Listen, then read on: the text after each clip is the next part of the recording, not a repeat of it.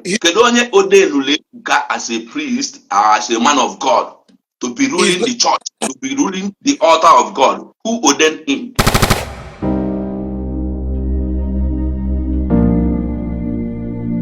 Eziokwu bụ ndụ. Yes, brother. Ngwanụ. Gwa anyị onye bụ gwa ezigbo aha gị. Okay, ndị Igbo ekene m unu. Ndị Igbo ekene m unu. Mwanụ, suanụ, mwanụ anyị. Ezigbo aha m bụ Onyeka Okafọ. Yes, abụ m onye Anambra State Dunukọfịa Local Government. Onye Umubiọka gọm. Then after page m kwala eziokwu bụ ndụ Wajaawaja. Yes, so after me program 2 of my brothers na-eme. With gịnị onye obodo wee sị ka m join at least can contribute. Isiokwu anyị ji n'aka bụ maka okwu nwanne anyị nwoke bụ evangelist Ebuka Obi kwuru n'izuụka gara aga nke na-akpọtụ n'efere mba ụwa kamgbe izuụka gara aga ahụ, ebe o kwuru maka ụmụ nwaanyị ndị amụma nke ama dịka prophetess n'olu bekee. Ọ sị na ụmụ nwaanyị ekwesịghị ịdị in charge of altar. Ụmụ nwaanyị ọbara na-agbakọ ọnwa. Nwanne anyị nwoke bụkwanụ Uncle SP onye obodo. Oke, na mbụ jee paaki okwu anyị ọnụ mere ihe onyonyo o mere. O ji wee sị na ya kwadoro ihe Ebuka Obi kwuru. Ebe ọ nọzi wee weta point o ji wee kwado ya, anyị na-atụ anya na ọ ga-eweta ya bụ point na Bible. O werezie omenala Igbo na ọ dịka na omenala Igbo na nwaanyị anaghị awa ọjị. Anyị pụtazi onye obodo ewee gwụ ya sị ya na ekwuwe maka ụmụ nwaanyị ekwesịghị ịdị in charge of altar, na evangelist Ebuka Obi na onwe ya dịka onye amụma ekwesịghị ịdịkwa in charge of altar, maka na akwụkwọ nsọ bụ Bible na onweghị onye amụma ọbụla dịrị in charge of altar. Ọ isiokwu anyị ji wee bịa n'ụtụtụ a. Okay, ngwa ndị Igbo tụnyere si n'ọtụtụ okwu adịrọ n'ụka mgbede. So mana mma wezigara time ndị mmadụ ka ngaba n'iru ozugbo. Okay, dịka m si wee ghọta anya bụ ife oge Ebuka kwụsịrị ya, I must be sincere to myself that now I support him if Ebuka 100% also. But, the only thing that I understand is after can get see for the obodo na akọwa that now his presentation towards the message had the right to shout blood, pad, and the other things. But judging it from the message on here, the message is the 100% right. One year question, Edina a rule, no altar of God or altar of women and or whatever before banana ritual. On what can one in our body head or walking a mifeni now. And thinking deeply concerning the message Ebukanya. When you come to this generation, and where some prophetess, Ega Fune Bello Moke Bele, or even mine. Or they are right, even biblically or the council, even traditionally or the council, even naturally or the council. Or the right of women in a bele, they are right to men, all men but the head, all men the head, even during the time of Jesus Christ. Okay, Jesus Christ is a miracles or amen. On get the time when you read the Bible very well. Ega for Mammy Abu Meribia, we are saying. I'm a mess miracle due to Jesus be an Arabian tiny okay lube okay lube. So this to show you that no, all the right of men didn't perform all those miracles.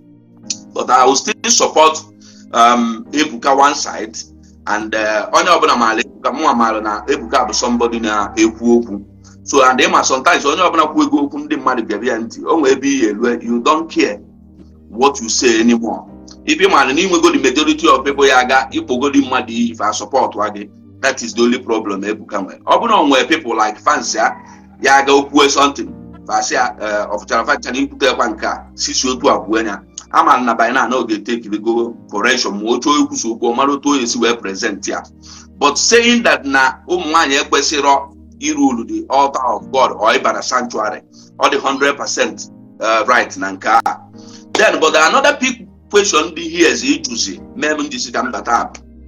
Ebuka or they qualified in altar, which book? No, now I don't qualify the altar because first question is this: who ordained Ebuka as a priest?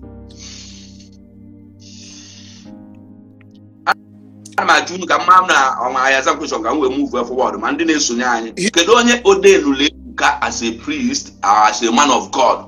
to be ruling the church, to be ruling the altar of God? Who ordained him? Ajụjụ abụkwa ajụjụ dị very sensitive and delicate. Anybody nwere altar a priest. Onye ọbụla nwere altar, like you said, onye obodo o nwere altar. So once you nwegoro altar, you go there. Enweghị m ọsịsa ajụjụ a, mana onwe nọ n'ihe onyonyo a nwere ọsịsa ya zaa, enwekwa na nọ na ngalaba comment section nwere ọsịsa ya zaa. Ọgwa na o nwere ka nna agakwa n'iru ka ọ depending, ka the question depending. Kedu onye ordained Ebuka to be a priest?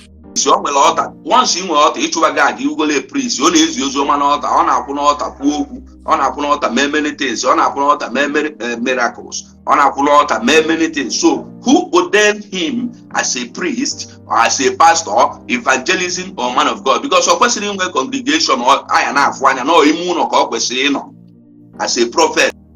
Ife anya na-afụ ugwu ụzọ na-agba ndị mmadụ okwu, ọ kwesịrị inwe congregation anya na-afụ anya ma ebe ọ ya nwee altar, ebe ọ ya anọdị holy, ya enwe ndị ya abatara, nwe ndị ya na-abatara ọnụ. So who ordained him as a priest, prophet or evangelism or whatever ọ na-eme?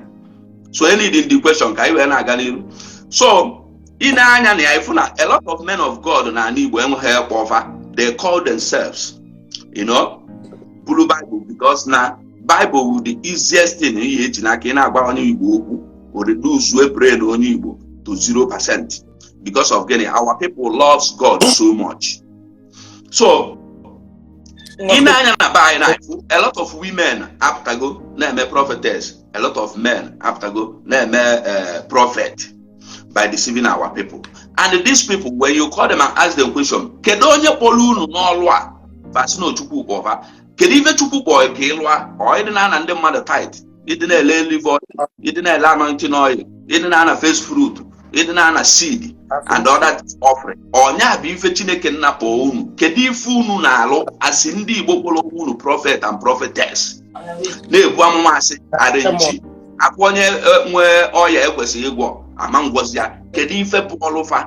So these are the questions I need ịdị na-ajụ ndị a. So na ọnya bụ ife ntisi ka mbata ka ntichigodo obere okwu n'ife ahụ na-ekwu concerning ife Ebuka na-ekwu na some women are not qualified it may rule the altar of God or it may na sanctuary, which is the 100% right. Now, I will not Ebuka de qualified even at the sanctuary or in a sanctuary or in an altar or a rule altar because not ordained by anybody. So, I'm going to go and non come when I chapa. Odemma, Mazi Eziokwu bụ ndụ Wajaawaja ekele kwange.